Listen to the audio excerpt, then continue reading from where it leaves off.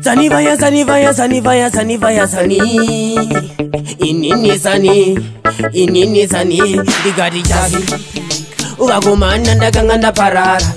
kutanga kurwara ndakarara pachizina munanga chafara ukakumana ndakangandaparara kutanga kurwara ndakarara pachizina munanga chafara kweta upenyu wekoposhwa mbara vakumana ndakangandaparara kutanga kurwara ndakarara pachizina munanga chavara kweta upenyu wekoposhwa mbara dai pasina tapiwa pi utara kunodai makandona botivi ulaki ndere kuti kudenga kwachona indakasvika kuneti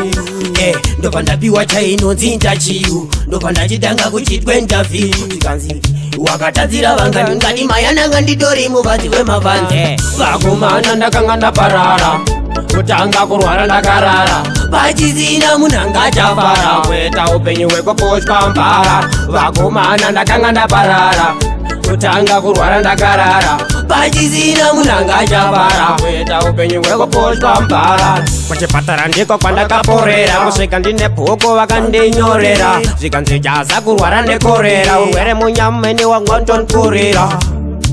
ndanga ndaenda kune vese vakandivenga vaingodemba kuti dai ndaenda asi saMwari vangu vakapindira vakomana ndakangandaparara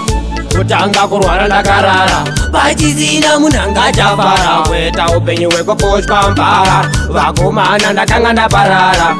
kutanga kurwara ndakarara pachizina munanga chavara kweta upenyu wekoposhwa mbara dai pasina tapiwa pi utara kunodai makandona botivi ulaki ndere kuti kudenga kwachona indakasvika kuneti ndopandapiwa chainonzi ndachiu ndopandachitanga kuchitwe ndavi tikanzi wakatadzira vangani ngati mayananga nditori muvadzi wemavanzi vakomana ndakangandaparara kutanga kurwara ndakarara pachizina munanga chafara kweta upenyu wekoposhwa mbara vakomana ndakangandaparara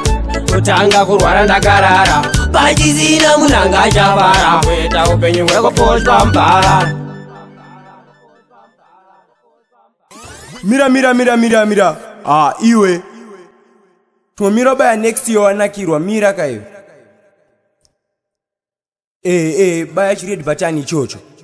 baya nechibhere ichocho izvezvo zviri bho baya kuti utumira mavhidhiyo manyowani ndiwe munhu wekutanga chakukwanisa kuwana zvatinenge tasenda aiwa tinotenda mhuri yeZimbabwe tichange chikupa izvisi zvichange zvichaibva kudark sound